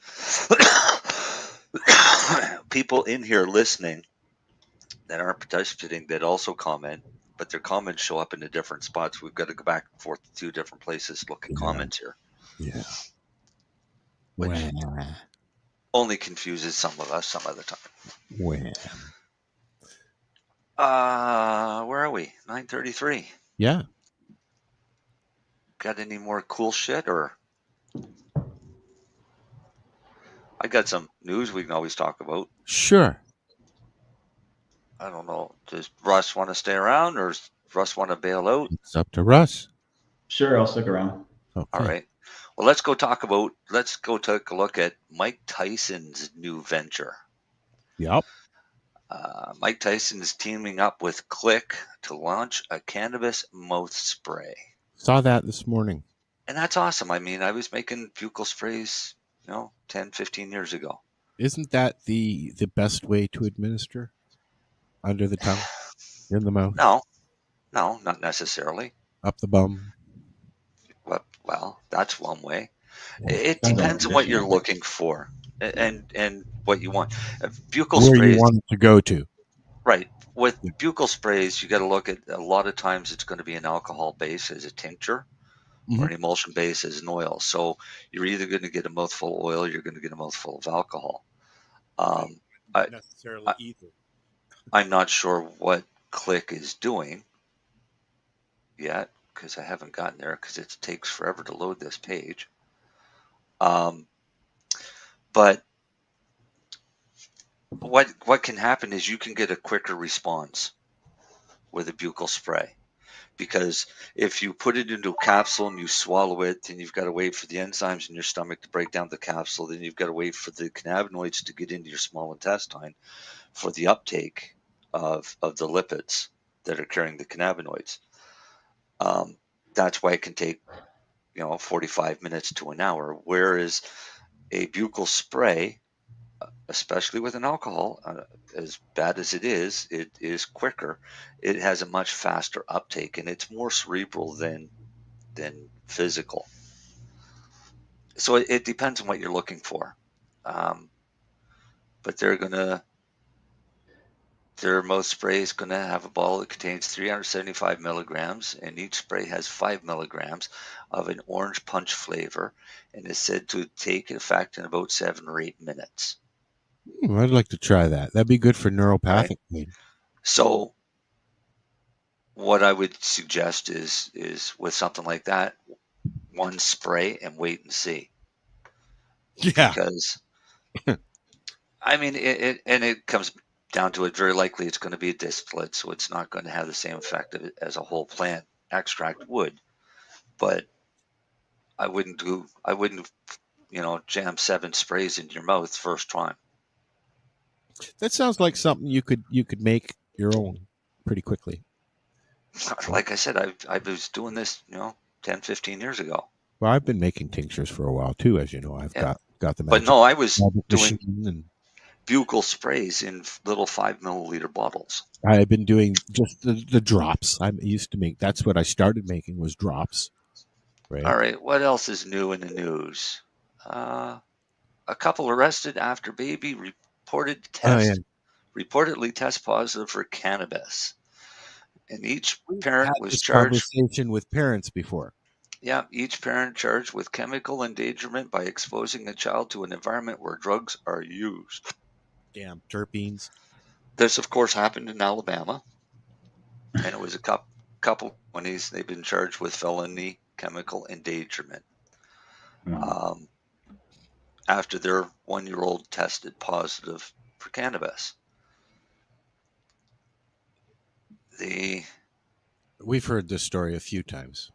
Yeah, I mean, this isn't anything new. You got kids, keep your cannabis away from your kids. Yeah, you keep your Tide Pods away from your kids, I hope, and your floor cleaner and everything else. Why not keep your cannabis away from your kids, especially edibles? Because even though the legal market says you can't put packaging that would be enticing to kids, the black market still can do whatever the hell they want. So a lot of them will look exactly like kids' candies. So if it's got cannabis, lock it up. Don't be stupid.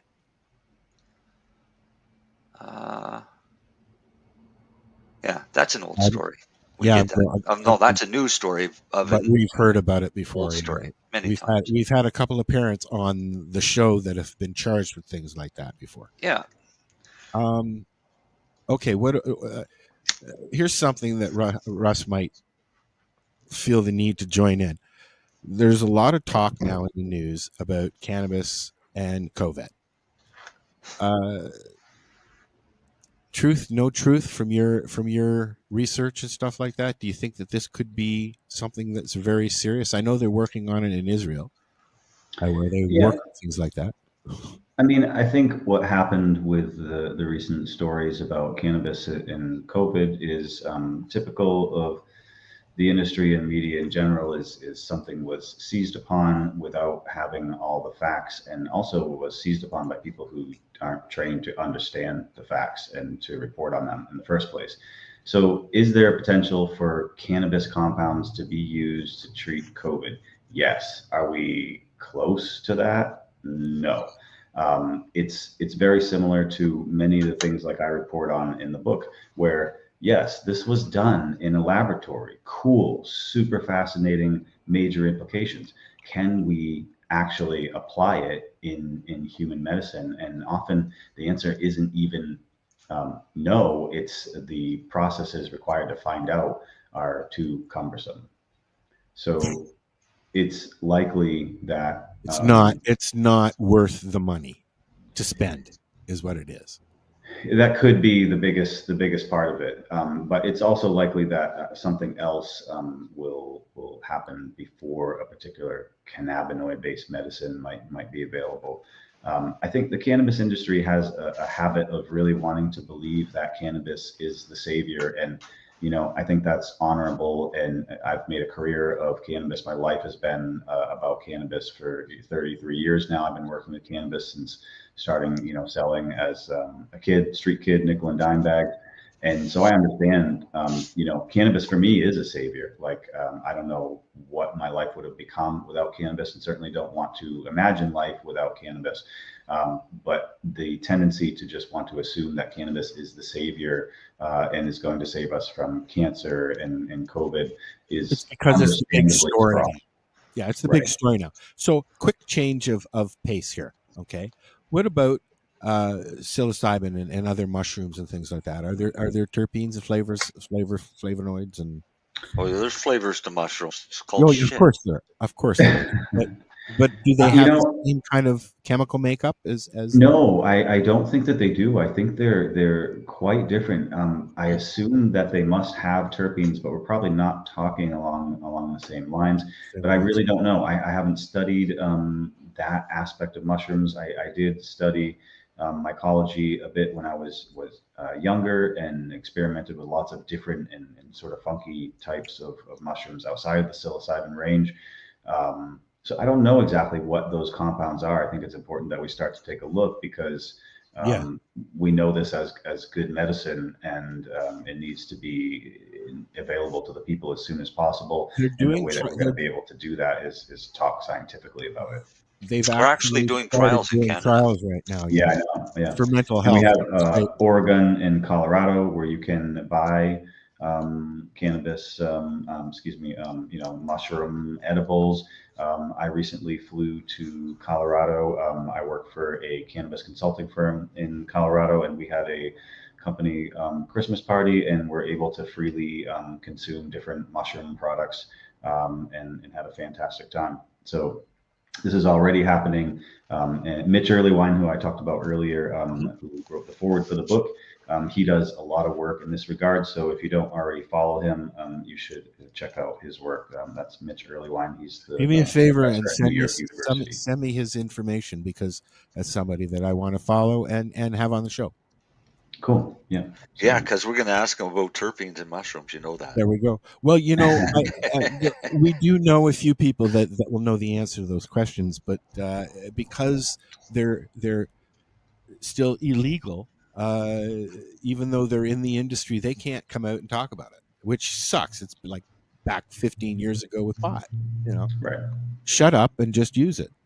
But in some countries, there's still a lot of those researchers that can't come out and talk. Oh, yeah. For sure.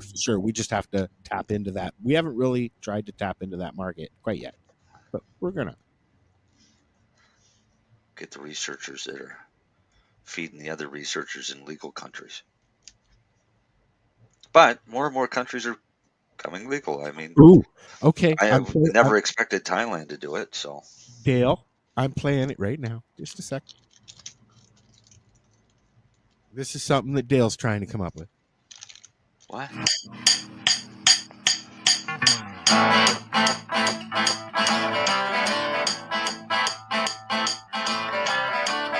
I bet he didn't think I could play that through.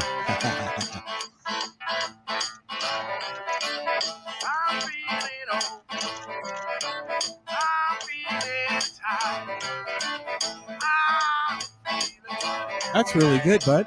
We should get Dale on the show. Yeah, we should have Dale on the show sometime. So we'll play that when he's done doing his thing. We'll make him play it live. Oh yes, we will. On the show. Yeah.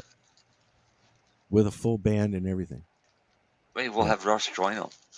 What do you play, Russ? Yeah, what do you play? Several different things, but mostly guitar. Oh yeah. I dabble. Yep. I play a few things, but nothing really. Yeah, I just play for fun. That was recorded with COVID. He said. That's how he got that scratchy voice. Yeah, there you go. Jamming with Jail. Yeah. That's why he's got his mic muted, because he's got that scratchy voice. I think it's awesome. That's why I keep trying to make him talk. Raspy. When I first started doing, when you start doing stuff like that, you want to try and find a voice. And the guy I was doing the show with, Dave, he had a booming DJ voice. He was the DJ at a big club here in Toronto. So I started talking like this, but nobody liked it. It was like, I don't know. Don't like It worked for Wolfman Jack back in the day, Yeah. But now you're just copying Wolfman Jack. No, I'm just me. Got to be yourself, man. Be yourself. So, Russ, do me a favor and tell folks where they can find you, your socials, all that stuff. Once again, please. Cool. Yeah. My full name is Russ Hudson. I'm pretty easily found with any search term related to my name and cannabis or marijuana. I'm on LinkedIn and Facebook, Instagram. The book is hosted on my website, thebigbookofterps.com. And people are free to reach out to me at russ@thebigbookofterps.com. And if you want to be a guest on the show, hit one of us up. We're easy to find. Just look up the 420 Radio Show or 420radio.ca. What else you got, Marcel? This one's funny. Okay. Not kind of funny. Here's a funny bit of news for you. In Australia during the pandemic, a lot of places have been shut down, and a gentleman that owned a Titanic-themed restaurant in Australia came to check on his property and right away called the cops and had the cops come because he has no idea how 200 plants ended up on the roof of his restaurant. So growers in Australia have been using the lockdowns to their advantage, and they're going to the roofs of these buildings that aren't being occupied and growing cannabis on the roofs. So that one had 200. How many plants did they get away with? I think it's hilarious. How many haven't been planned? How many haven't been found? Yeah, exactly. I mean, it's a pretty ingenious idea. I remember a story a few years ago in Concord, I think. There was a donut shop that was turned into. Do you remember where the original Eddie Shack donut shop was in? Was it Concord or something like that? I don't. Marcel? Anyway, no, because I didn't hang out in Toronto. Somewhere near there was a restaurant that was just going about their business, and then eventually somebody saw the lights on above. They were growing. There was hundreds of plants upstairs above this restaurant for years and years and years. They were growing up there. I don't know if the restaurant's still there anymore. That's like the picture you see on Facebook all the time. Every once in a while, it's a house in England that they got busted because they were growing in the attic of the house, but it was in a townhouse and it snowed. It just went right through. No, all the snow over their grow house, because the ceiling's going to be heated from all the lights, had no snow on it, but the neighbors on either side have like 6 inches of snow. And that's how they ended up getting busted.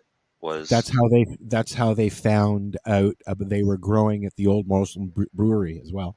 They started seeing things like that. Yeah, areas where there's no snow on the roof when there should be. Yeah. Yeah. It's an easy way to find a grow in the wintertime. That's one of the techniques they use in Alaska and up there in the north. They find grow ops, or they used to find grow ops that way very easily. Yeah. Alaska, they don't have to worry about it anymore. That's why they developed autoflower strains, was for up north. How many states are now legal? I was looking at the map the other day. There's very few that there's. I'll tell you. You don't know off by hand, Russ? I think there was 37 that last count. And how many states are there? 50. Oh, 50. Yeah. 52, isn't it? Right, 52. 50. Yeah, 50 or 52. So that's not even 40 out of 52, we'll say. That's not a lot. Okay, so 2022. Right. What they have is they have it broken down as legal for recreational use, legal for medical use, because there's a lot of the states still have medical programs, right, but not a recreational. Then they have the illegal states. Recreational. And then they have states that have it decriminalized. Even though it's illegal, it's been decriminalized, which means you just get a fine instead of going to jail for 20 years for possession type thing. The sniff fine.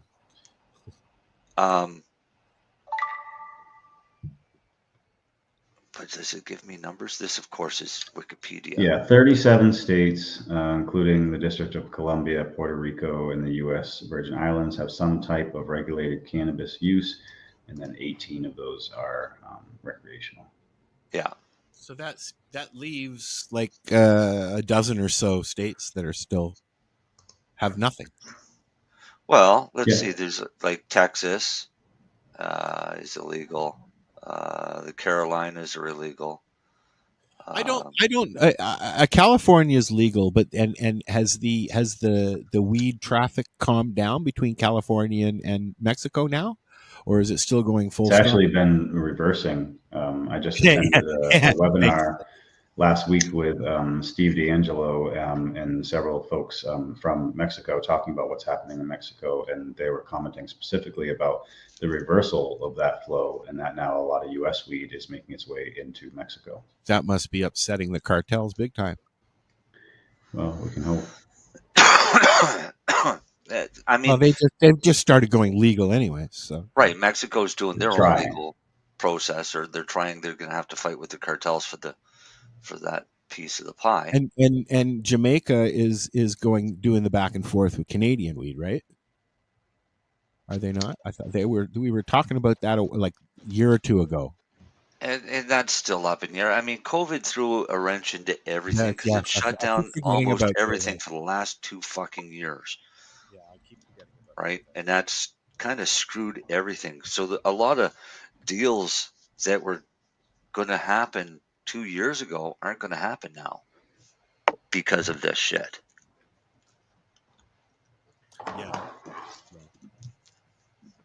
Yeah, it's there's a lot of businesses that are have gone down or are going to go down because of COVID, because of the whole legalization process up here as far as cannabis goes as well. They're starting to drop like flies right now. You know, what are dropping like flies? What's that? What's dropping like flies? The cannabis businesses. Yeah, in Canada. Yeah, we're you're going to see the honeymoon is over.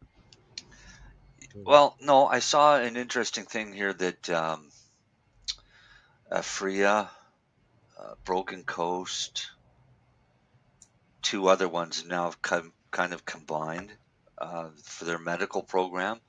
Hexo has just kicked a bunch of people out. Right, but what you're going to see is you're going to start seeing a lot of these cannabis companies like Broken Coast and Freya and these ones coming together with their products to make a complementary product line. So they're pushing now for the medical market, which everybody fucking ignored when legalization came out. They started realizing they need the medical market. So they're now combined forces so that where the medical you can only order from one LP, well, you can now order from this LP that actually is being supplied by 3 other LPs. Right? Alexis, and I think you're going to start seeing a lot more of that. I think that like I said, the honeymoon is over, and we're going to start seeing some of the sticker-arounders not really sticking around. I want to read what her comment is. That's why I put it up. Because she's from Iowa. So states like Iowa might as well not have a medical marijuana program at all. It caps at 3 grams per 3 grams per 90 days? No, you mean 3 grams per day. No, 3 grams per 90 days. Who does that? So not every state that has a program can be counted as having a 6. Well, that's definitely not even a program. 3 grams. They also don't allow flower. That's just a way to collect some taxes. That's really. But that's a gram a month. Yep. A gram a month. Yep. I have a license for preparation. I have a gram for 30 grams a day. I get 3 grams a day. I get 30 a day for my condition.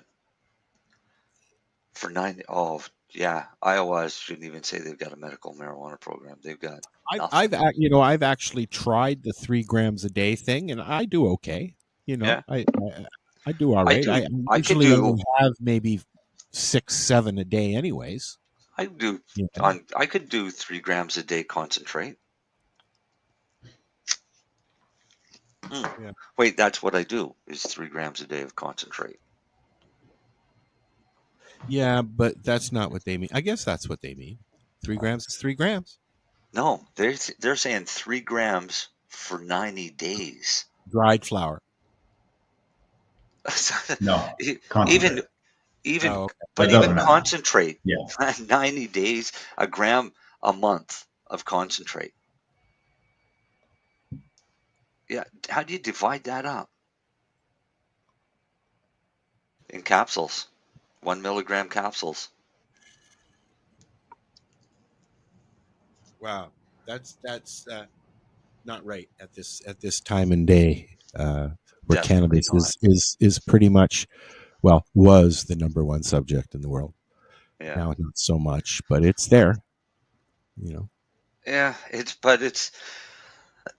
in Canada, it's kind of been screwed with legalization because the medical side has been pushed back. And Alexa says that's dried flower. Jeez. That's 3 grams of dried flower. Yeah, really, eh, Dale? Dale says he smokes a gram. Iowa does not allow dried flower. They only allow cannabis preparations. It's 4.5 grams, but there's a waiver that you can get if your practitioner says that you need more. So 4.5 grams of cannabis preparations, but no flower is permitted in Iowa at all. Wow. So 4.5 grams of The cannabis lack of education, every yeah, 90 that's days, for sure. unless Yeah. you get a waiver.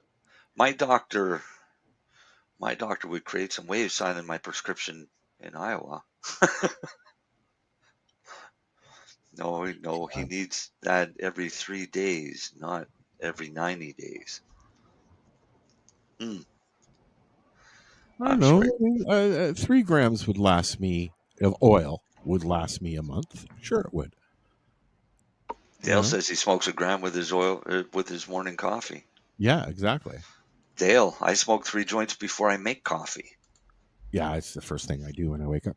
Although, sometimes I don't. Sometimes I don't need it right away. Right? See, if I don't smoke 3 joints, I can't move my joints enough to get pill bottle open to take a capsule. I can't eat unless I've had 2 or 3 doobies before I can eat. Yeah. So there's in the morning, anyways. In Canada, because of legalization, it kind of screwed the medical patients. Well, it didn't kind of screw it. Definitely screwed the medical patients because all of the producers went after the medical market or the recreational market and left the patients with nothing. Now they're trying to recoup those patients, which is the opposite of what I told them all to fucking do to begin with. But they don't listen to me, so they can learn from their mistakes. So says Marcel, and that is our time for tonight. Yeah. I don't Russ, know what been awesome having you on here. Russ just fell. I lost my camera. He fell off his bong. Man down. Yeah, thanks for having me, guys. You're very welcome. Oh, Russ. it's been a blast. Please come and say hi again, and let us know when you've got your new books coming up. Sure, Cool. Marcel would love a copy. We'll be looking for you for that show too. For sure. And do me a favor, like I said, send me that contact information because I'd like to have somebody on that really knows that kind of stuff with shroomies and stuff like that. The funkiness. You got it. I can't call them Zoomers. I just can't do it. They're not Zoomers. They're just funky. Yeah, I just can't call them Zoomer. Anyways, this is the 420 radio show. We're here Fridays 7 till 9 Eastern Standard Time. Thanks for listening. We'll be back. We'll be back. Peace, love, and hippie shit, and all that other stuff. All righty, man. Take care.